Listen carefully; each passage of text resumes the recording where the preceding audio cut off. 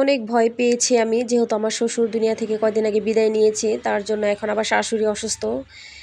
হঠাৎ করে শুনে অনেক ভয় পেয়েছি আমি, তার জন্য তাড়াহুড়া করে এখানে নাস্তা বানিয়ে নিলাম। আর কখন যাব আমার শাশুড়ি, খালা শাশুড়ি ফোন দিয়েছিল, তারপর থেকে মনটা খারাপ আর ভয়ে ভয়ে আসি। তো নাস্তা করে নিলাম, নাস্তা করে এখন বাইরে যাচ্ছি। আমি বাইরে থেকে কিছু বাজার করে নিয়ে আসবো। আর আকাশটা এদিক দিয়ে হচ্ছে মেঘলা, বৃষ্টি নামবে আজকে মনে হচ্ছে, এরকম অন্ধকার হয়ে আছে একদম। একটু ভিডিও করে ভিউ নিয়ে নিলাম আপনাদের মাঝে শেয়ার করার জন্য। এদিক দিয়ে হচ্ছে ভিডিও নাই আমার, কি দিয়ে ভিডিও করব, লং ভিডিও ছাড়বো কিভাবে, মাথাটা এদিক দিয়ে এমনি নষ্ট হয়ে আছে। আর ওদিক দিয়ে শুনলাম একটা খবর, আমার শাশুড়ি অসুস্থ। বাজার টাজার করে বাসায় চলে আসলাম। এখন লাউ দিয়ে চিংড়ি মাছ রান্না করব।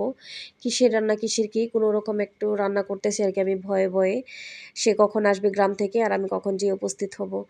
তো এদিক দিয়ে রান্নাবান্না করতেছি আর বারবার আমার হাজব্যান্ডকে ফোন দিতেছিলাম যে তুমি বাসায় চলে আসো, এরকম এরকম ঘটনা। তো এদিক দিয়ে রান্না করতেছি আমি। তো চিংড়ি মাছটা কষিয়ে নিয়ে লাউ দিয়ে রান্না করে নিলাম, ধনিয়া পাতা দিয়ে দিচ্ছি এখন। ধনিয়া পাতা দিয়ে রান্না টান্না করে নিলাম। লাউয়ের ছিলকা দিয়ে আলু দিয়ে ভাজি করেছিলাম। এখানে হচ্ছে সরিষা ভর্তা আর আলু দিয়ে লাউয়ের ছিলকা ভাজি, এগুলো করে নিলাম আর কি। নর্মাল খাওয়ার দাওয়ার ব্যবস্থা করলাম। আর হচ্ছে খাওয়ার দাওয়া শেষ করে তারপরে হচ্ছে চলে যাব শাশুড়ির ওখানে, মানে আমার মেজো জাল আছে যে, ওনার বাসায় আর কি আসবে। তো এই তো চলে আসলাম এখানে।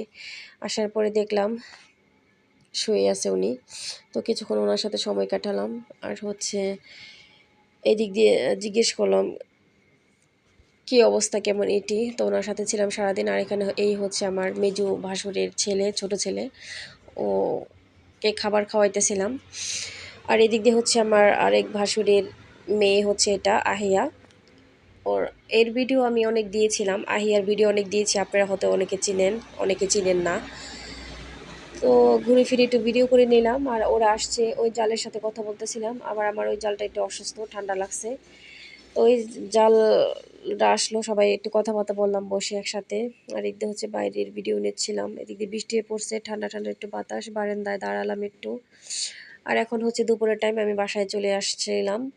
বাসায় এসে খাওয়া দাওয়া করে একটু গোসল করে আবারও যাচ্ছি। তো আমার বড় ভাসুরি মেয়ে আর হচ্ছে এই যে আহিয়া, ছোট ভাসুরি মেয়ে, দুজনকে নিয়ে আসছিলাম আমার বাসায়। তো খাওয়া দাওয়া করলাম আমরা সবাই, খাওয়া দাওয়া করে গোসল টোসল করে আবারও চলে আসছি শাশুড়ির কাছে।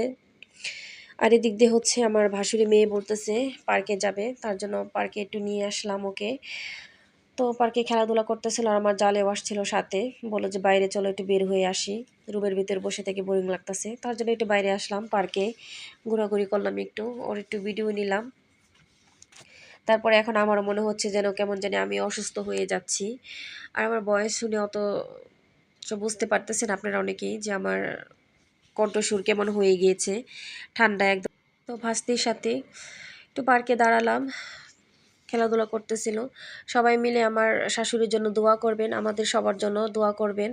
আর সবাইকে মন থেকে অনেক অনেক ধন্যবাদ জানাই আমার পাশে থাকার জন্য। আল্লাহ হাফেজ।